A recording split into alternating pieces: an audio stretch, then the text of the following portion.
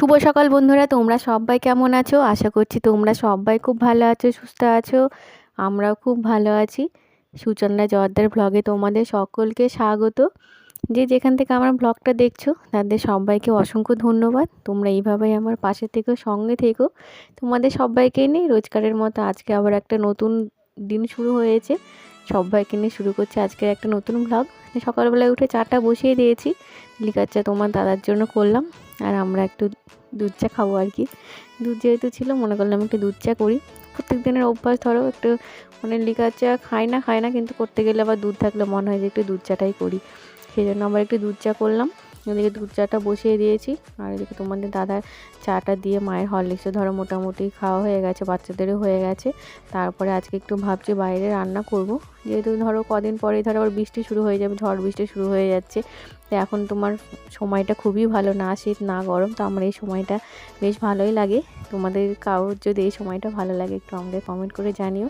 তারপরে ধরো ফাল্গুন মাসটা বেশ মানে ফাল্গুন মাস পড়ে গেছে, আর ফাল্গুন মাসের সময়টাই আমার মনে হয় সব থেকে ভালো, না শীত না গরম। তো দুপুরের দিকে একটু আলসে ভাবটা হয়, তবে তোমার সব কিছু মেনে নেওয়া যায় আর কি। কিন্তু বর্ষা টর্ষা হলে বেশ অসুবিধাই হয় আমাদের, বিশেষ করে। আর যেহেতু আমার বাইরে উনুনটা, তো সেই জন্য তোমার বর্ষার সময় রান্না বান্না করা যায় না, তখন একবার উনুনটা ঢাকা চাপা দিয়ে রাখি। যেদিন হয়তো রৌদ্র ওঠে সেদিন হয়তো আবার ভাত টাতগুলো করি।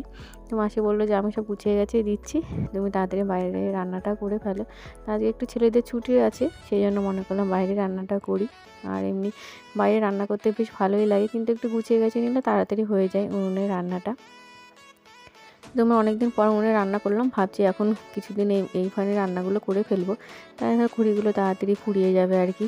আর নাহলে বৃষ্টি হলে আবার ধরো জ্বালানো অসুবিধা হয়, সব দিকে একটু অসুবিধা হয়। আজকে সকালে ডাল করিনি, আজকে একটু সব কিছু দিয়ে ধরো নতুন ডাঁটা এখন পাওয়া যাচ্ছে, সজনের ডাঁটাগুলো, সজনের ডাঁটা দিয়ে বড়ি দিয়ে একটা ঝোল করলে বেশ ভালোই লাগে, সবজি টবজি সব কিছু দিয়ে। আর ধরো বড়িটা আমার মনে হয় শীতের সময় বেশি ভালো লাগে তোমার ঝোলের টোলের মধ্যে দিলে। গরমের সময় তিতো তিতো করলে মোটামুটি একরকম লাগে। যাই হোক, বেগুনগুলো বেশ ভালোই ছিল। আর তোমার সব কিছু দিয়ে একটা ঝোল করলাম, তো ঝোলটা হয়ে গেলে সবাইকে খেতে দেবো, আমি একটু খাবো। আর আমি আজকে একটু করেছি টমেটো পোড়া, এবং টমেটো পোড়াটা এই শীতের সময় হয়নি, ভাবি করব কিন্তু হয়ে ওঠে না। তারপর এর মধ্যে ধরো বাবা চলে গেলেন, তার মধ্যে ধরো 1 মাসের মতো প্রায় নিয়ম টিয়ম অনেক কিছু ছিল, সেই জন্য আর করা হয়নি। তা আজকে মাসি তোমার দুটো টমেটো পুড়িয়ে দিল, টমেটো পোড়া দিয়ে ভাত খেতে আমার তো কিন্তু বেশ ভালোই লাগে। আর আজকে করেছিলাম তোমার ট্যাংরা মাছ। ট্যাংরা মাছের ঝোলটা ভালো, তবে দেশি ট্যাংরা হলে বেশি টেস্ট। তো এখনকার ধরো চাষের ট্যাংরা তেমন অতটা আমি ঠিক পছন্দ করি না, কিন্তু বাড়ির সবাই খেতে খুব ভালোবাসে। আমি হয়তো খেলাম না কেন, যাই হোক দু একটা হয়তো খেলাম। তারপর ট্যাংরা মাছটা করলাম বাইরে। আর মাছটা বাইরে করার একটু অসুবিধা কী বলতো, বিড়াল আমাদের এখানে ধরো থাকে, মানে সুযোগ খোঁজে আর কি। যাই হোক, আর একটু ট্যাংরা মাছটা পাতলা ঝোল করব একটু ধনেপাতা দিয়ে, সেই জন্য আমার বাগানে চলে আসলাম কটা ধনেপাতা তুলতে। টাটকা জিনিস তুলে রান্না করা কিন্তু মানে ব্যাপারটাই আমার তো খুব ভীষণ পছন্দ হয়, সেই জন্য অনেক অসুবিধা সত্ত্বেও আমি একটু এটা ওটা লাগানোর চেষ্টা করি। তোমরা সেটা জানো যে ধনেপাতাগুলো এখন প্রায় শেষের দিকে, গরম পড়ে যাচ্ছে, ধরো ফুল এসে যাচ্ছে। তবু যেহেতু ধরো মাথাগুলো আমি কেটে কেটে রেখেছি, মানে আমি পুরো গাছটা তুলে ফেলি না, আবার পাশ দিয়ে ধরো কুশি হয়, পাতা হয়, সেইগুলো একটু কেটে কেটে নিই, বেশ ভালোই লাগে তোমার। আর এইভাবে ধরো ধনে গাছগুলো মোটামুটি একরকম আছে। তারপরে ধরো জল দিতে হয়, জল না দিলে এখন ধরো এবেলা ওবেলা জল না দিলে কিন্তু সব কিছু শুকিয়ে যাচ্ছে। আর একদিন ভাবছি পালংয়ের যে শীষগুলো রয়েছে একদিন কেটে শীষগুলো রান্না করে ফেলবো, তা নাহলে ধরো আবার শক্ত হয়ে গেলে অতটা ভালো লাগে না আর কি, নরম নরমই বেশি ভালো লাগে আমার অবশ্য। আর এদিকে ধনেপাতাগুলো ধরো তুলে নিলাম, ধনেপাতাগুলো তুলে পাতলা একটু ঝোল করবো। আজকে কিন্তু অনেক কিছু রান্না করেছি, এগুলো ছেলেদের একটা মাছ দিলাম তো খেলো না, অর্ধেক খেয়ে অর্ধেক রেখে দিয়েছে। আর একটু করব মোচার তরকারি, মোচার ঘন্ট।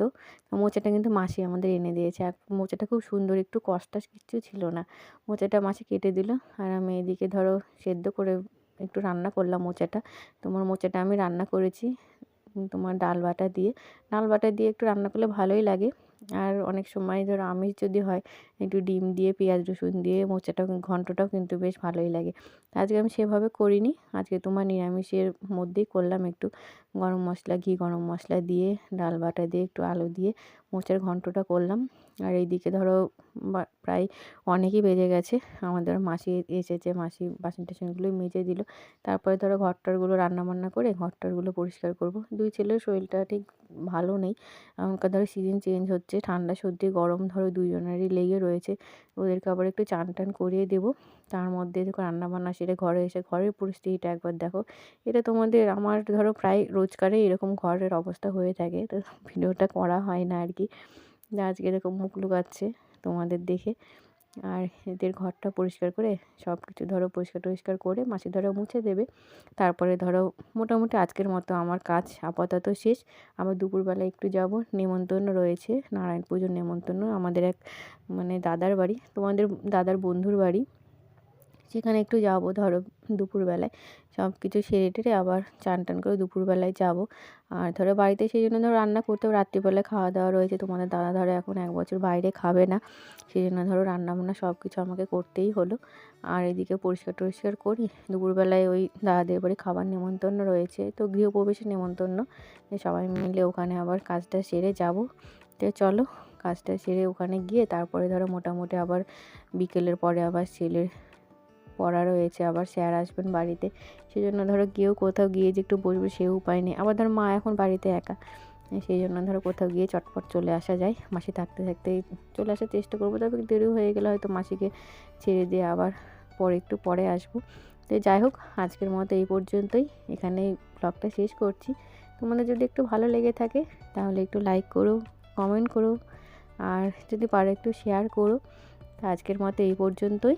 দাদাদের বাড়ি দেখো চলে যেতে, এই বাড়িটা এটা আর একটা বন্ধুর বাড়ি পাশাপাশি, এই দাদার বাড়ি একটু ঘুরে গেলাম। বিড়াল টিড়াল খুব মানে দাদারা খুব পছন্দ করে, আমার ছেলেরাও যেহেতু ভালোবাসে ওই জন্য একটু আসলো দেখতে। আর তারপরে এই দাদাটার বাড়ি আসলাম, দেখো নতুন ঘরটা গৃহপ্রবেশ করেছে, খুব সুন্দর হয়েছে ঘরগুলো। তো আজকের মতো এই পর্যন্তই, সবাই খুব ভালো থেকো, সুস্থ থেকো, পরের ব্লগে দেখা হচ্ছে, টাটা।